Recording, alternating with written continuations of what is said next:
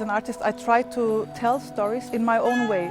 I'm not very direct in my language. I think there's different ways to have like critical discourse, and in my way it's more the abstract language through dance and music.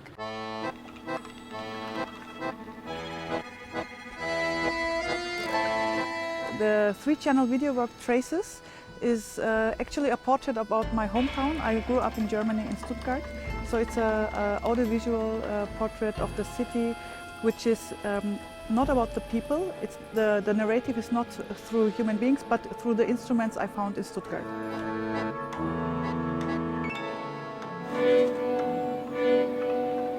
So you can see accordions, you can see the pan flute, you'll see the harmonica, different kinds of drums I bought there. And they are played by the architecture, by the weather, by the sea, by the different surfaces of the city. So the sound they produce through the city itself is actually the sound of the film. So it's a portrait where the city is like producing its own sound without people.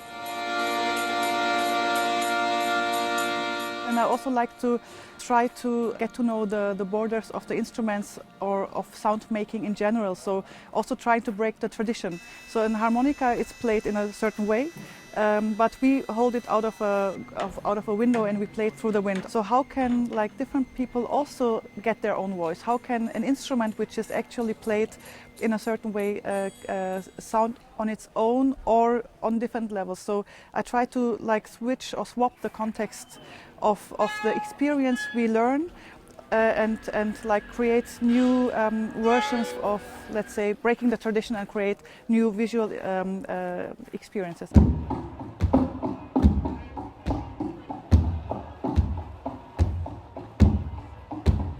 This performance is called Raise the Roof, and actually the first time it happened it was in 2007, like 10 years ago in Berlin. So it was also on the roof of a former GDR building. So it is about limitations and breaking limitations, and Raise the Roof means different things. It's also like climbing the roof, but it's also producing a lot of sound.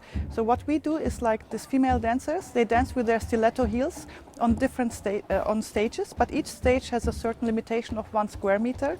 And on each stage we have copper, which is also normally used, let's say, for a roof.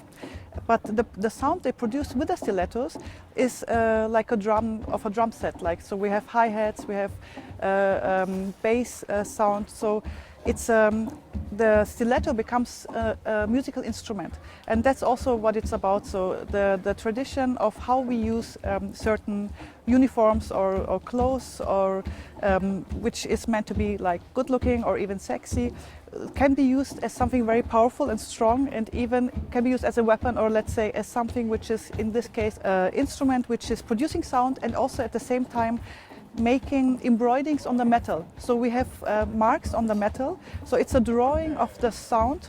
The audience hears only the steps on this metal in a certain square of limited space. The audience doesn't hear the music, they can only read the title on the t-shirts and the duration. So each dancer has an own song and a different kind of duration. So the dancer hears it and you have the feeling you can like participate in their intimate moment, but what you only hear is the percussion sound they produce with the stiletto. And the audience gets the sound of them all together. So it's like, let's say, very experimental way to do a percussive work.